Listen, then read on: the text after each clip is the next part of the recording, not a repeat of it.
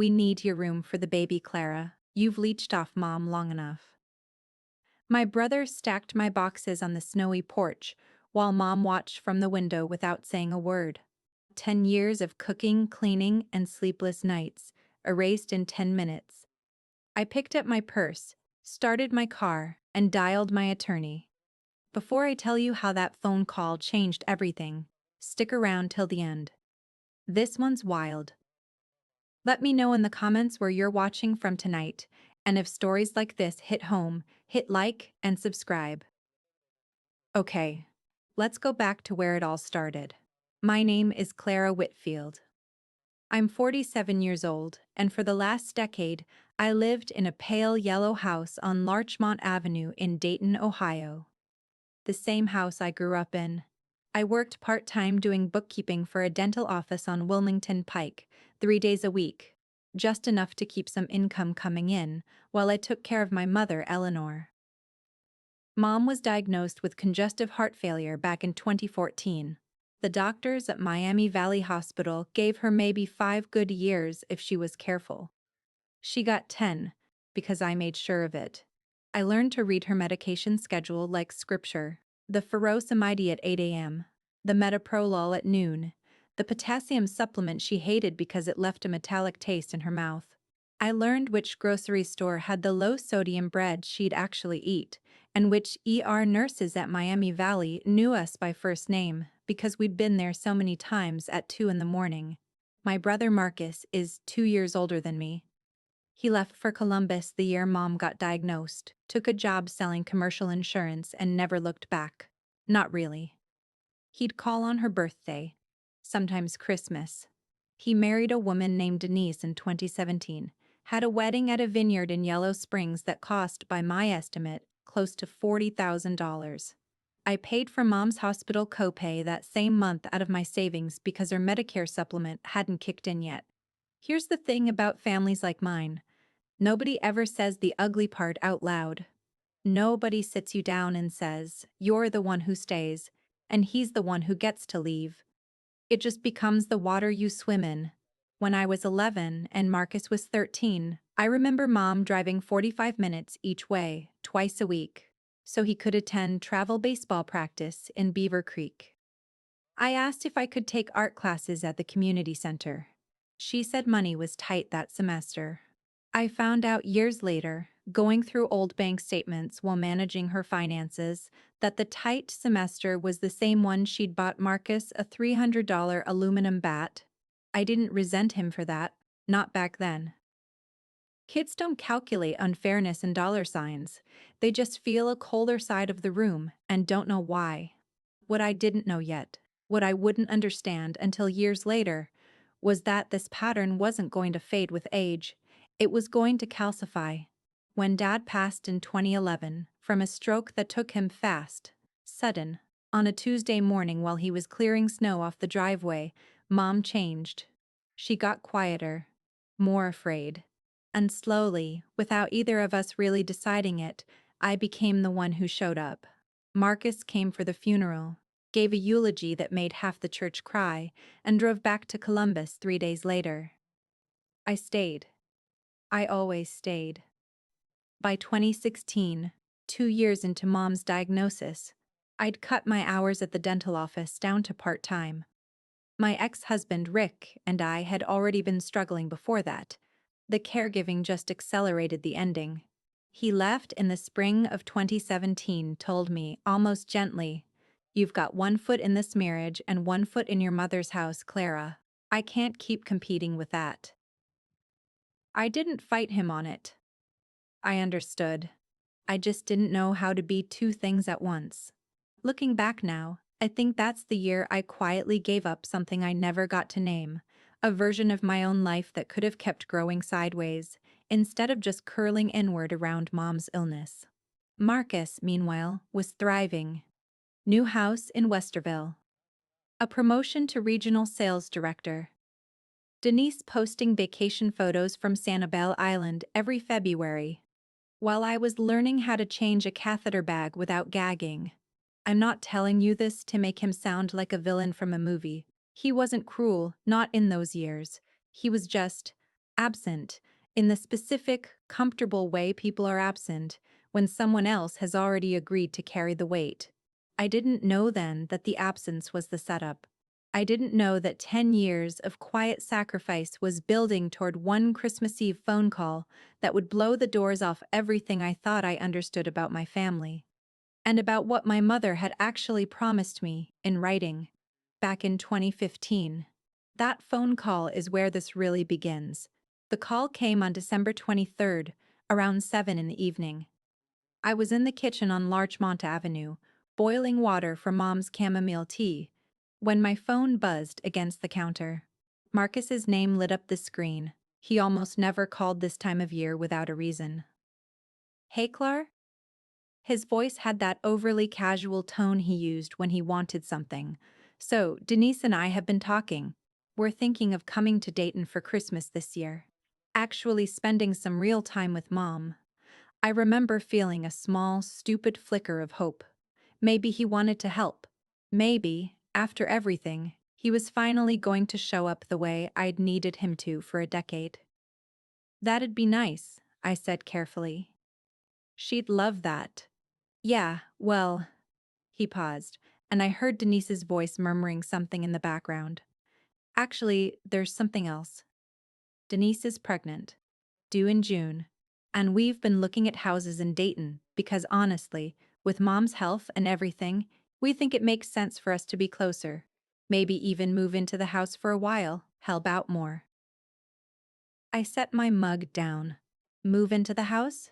Just temporarily, get settled, help take care of Mom, that kind of thing. I should have felt suspicious right then. Instead, I felt something worse. Relief mixed with a strange grief. Like mourning a role I'd never asked for but had shaped my whole identity around. Maybe I could finally breathe. Maybe I could take that bookkeeping certification course I bookmarked 18 times and never enrolled in. Maybe I could sleep past 6 a.m. without listening for the sound of Mom's oxygen machine stuttering. "Okay," I said. "We can talk about it when you're here." What I didn't know, what I had no way of knowing that night, was that Marcus and Denise had already met with a real estate agent named Todd Brennan the week before, that they'd already had a conversation with Mom, alone, on a Tuesday afternoon while I was at the dental office, reconciling insurance claims. That helping out was never actually the plan. They arrived on December 24th, around 3 in the afternoon, snow falling steady outside. The kind that makes Dayton go quiet and gray-white for days. Denise hugged me like nothing was wrong. She was showing already just barely a small curve under her sweater. Marcus carried in 2 suitcases like he was staying for a week, not moving in permanently. Dinner that night was almost normal. Mom seemed lighter than she had in months, laughing at something Denise said about baby names, letting Marcus refill her water glass like it was some kind of tender gesture instead of the bare minimum. I remember thinking, watching them, that I hadn't seen my mother laugh like that in years. Not with me. Not over the years of dosage schedules and hospital parking garages and 2 a.m. panic when her heart monitor's alarm went off. It was around 9 after Mom had gone to bed that Marcus asked me to sit down at the kitchen table. Denise stayed in the living room, which should have told me something. She didn't want to be part of this conversation, or she already knew exactly how it would go. "Clara, we need to talk about the house," Marcus said. "Okay," I said, still not understanding what was coming. Denise and I think, and honestly Mom agrees, that it makes more sense for us to be here full-time. With the baby coming and Mom's condition, we need the space. Your old room, specifically. It's the biggest one besides Mom's. My old room. The room I'd slept in for 10 years, taking care of her every single night, was suddenly a nursery in waiting. "I live here," I said slowly. "This is my home. I've been taking care of Mom for I know," he cut in, and there was an edge now, something colder underneath the practiced calm. "And we appreciate it. But things change, Clara. You're not married anymore. You don't have kids. It's just, it makes sense for you to find your own place." Something smaller. You've kind of been coasting here for a while, if we're being honest. Coasting. The word landed like a slap.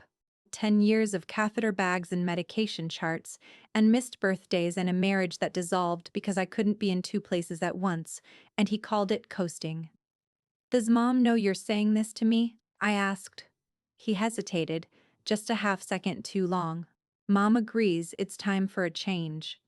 I didn't sleep that night. I lay in my old bed, the bed I'd apparently been coasting in, and stared at the ceiling, replaying a conversation from 2015 that I hadn't thought about in years.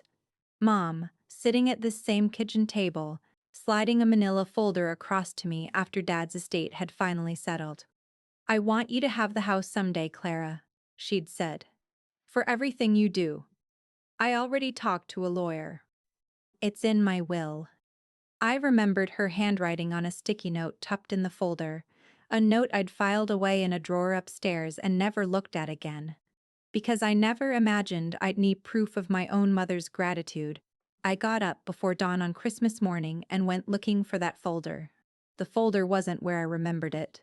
I'd kept it in the bottom drawer of the old roll-top desk in the study, tucked behind tax returns and warranty booklets. Nobody ever reads twice. That morning, in the gray 5 a.m. light, I found the drawer half empty. The folder was gone. My stomach dropped in a way that had nothing to do with the cold house or the early hour. I stood there for a long moment, telling myself I was misremembering, that maybe Mom had moved it, that maybe I was building a conspiracy out of grief and exhaustion. But underneath that, something colder and more certain was already forming. The kind of clarity that comes when a pattern you've refused to see for years finally snaps into focus. I didn't confront anyone that morning. Christmas Day passed in a strange, suspended quiet.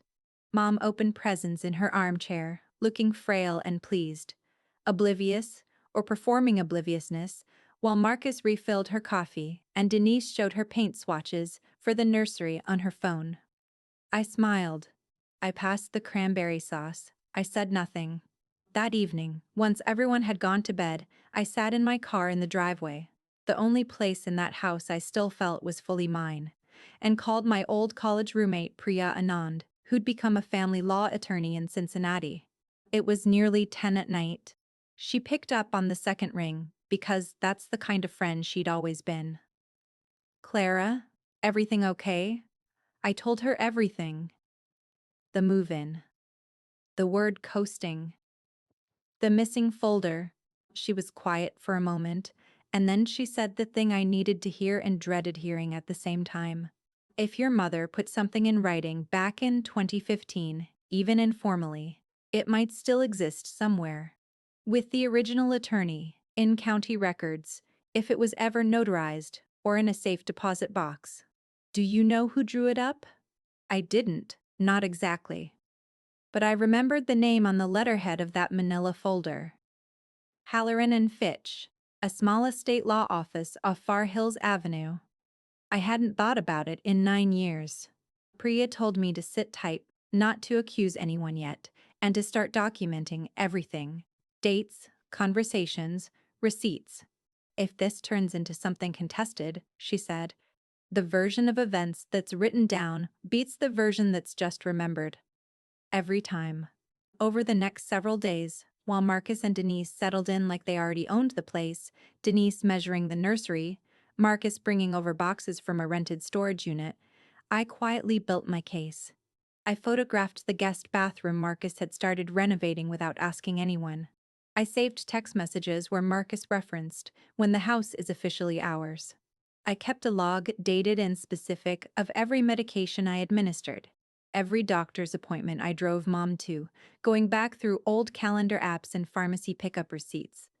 10 years leaves a paper trail, if you know where to look. On December 29th, I drove to Halloran and Fitch. The receptionist, a woman named Sherry, with kind eyes and a Christmas sweater with actual bells on it, told me that Robert Halloran had retired in 2020, but his associate, a younger attorney named Priyanka Osei, had taken over most of his old clients' files.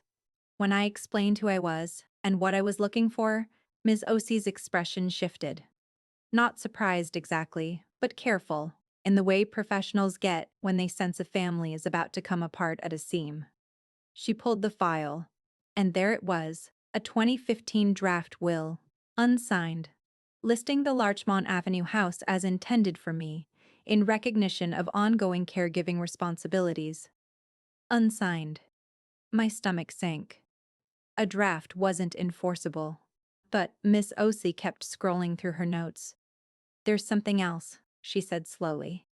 "Your mother came back in March of this year. Alone. She updated her will." My heart stopped. "What does it say?" She hesitated. The kind of hesitation lawyers have when they know they're about to hand someone a live wire. "I can't disclose the full contents without her consent, Clara. But I can tell you this much. The house was still included, and so was a codicil, filed just 11 days ago.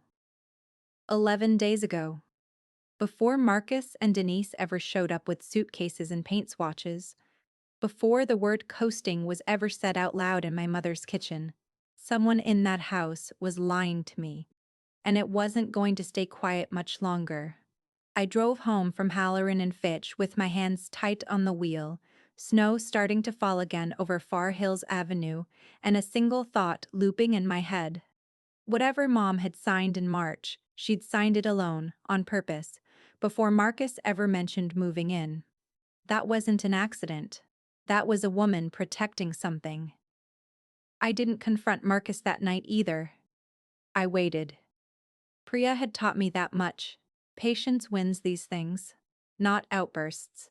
I spent New Year's Eve quietly pulling together every document I could find, the caregiving log, the texts, the photos of the renovation, and a written timeline of every conversation about the house going back to 2015.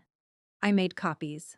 I put the originals in a safe deposit box of my own, at a different bank than Mom's. The confrontation came on January 2nd, 3 days before my 30 days were supposed to be up.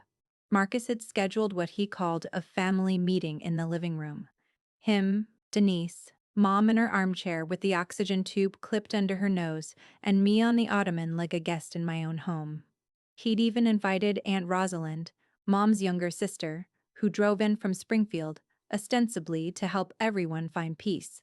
Marcus started talking about timelines, moving companies, a real estate agent named Todd who could help me find something cozy near downtown. I let him finish.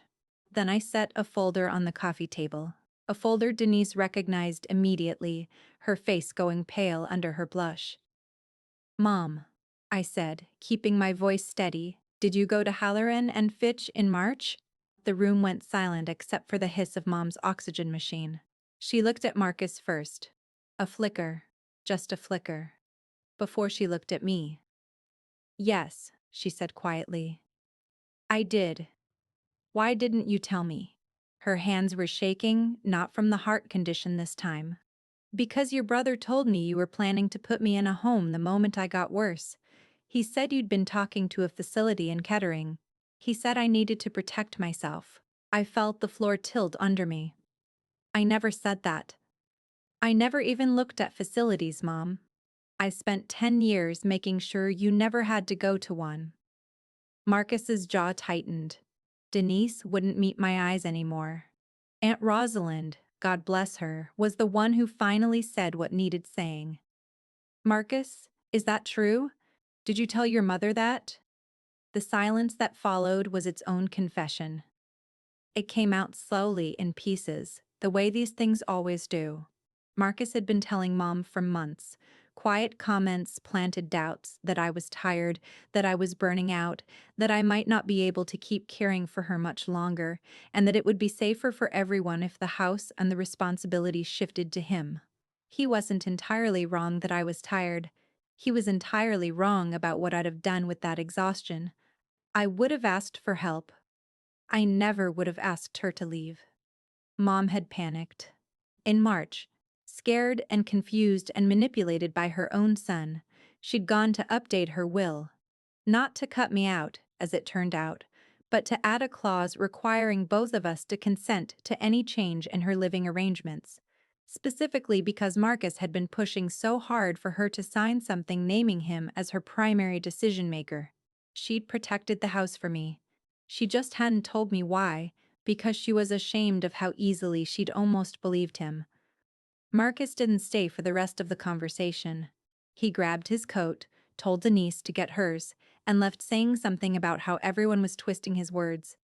They checked into a hotel that night. By the end of January, the house Marcus had been eyeing in Dayton fell through. The sale, it turned out, had been contingent on him having a confirmed place to live, and word travels fast in a small real estate market when a family dispute becomes public knowledge at a title company. Denise reached out to me in February, alone, over coffee at a place on Brown Street. She apologized, not for everything, but for enough. She told me she hadn't known about the extent of what Marcus had said to Mom. I believed her. Some people get swept into someone else's story without fully understanding the plot. Mom recovered, slowly, from more than just her heart condition that winter. We had hard conversations about guilt, about the years she let Marcus's absence go unquestioned while my presence went unpaid and unnoticed. She couldn't undo a decade, but she could see it. Finally, clearly for what it was. The house is still mine on paper and in practice now. Marcus and I speak maybe twice a year. Careful, distant, healing slower than either of us expected. Mom is still here, still stubborn about her low-sodium bread. Still alive nearly 11 years after that first diagnosis, longer than any doctor promised her. I used to think loyalty meant disappearing into someone else's needs until there was nothing left of you to protect. I don't believe that anymore. Sometimes the most loving thing you can do for your family is finally, calmly, refuse to be erased. If this story meant something to you, hit like, drop a comment telling me what you would have done in my place, and subscribe for more stories like this one every week.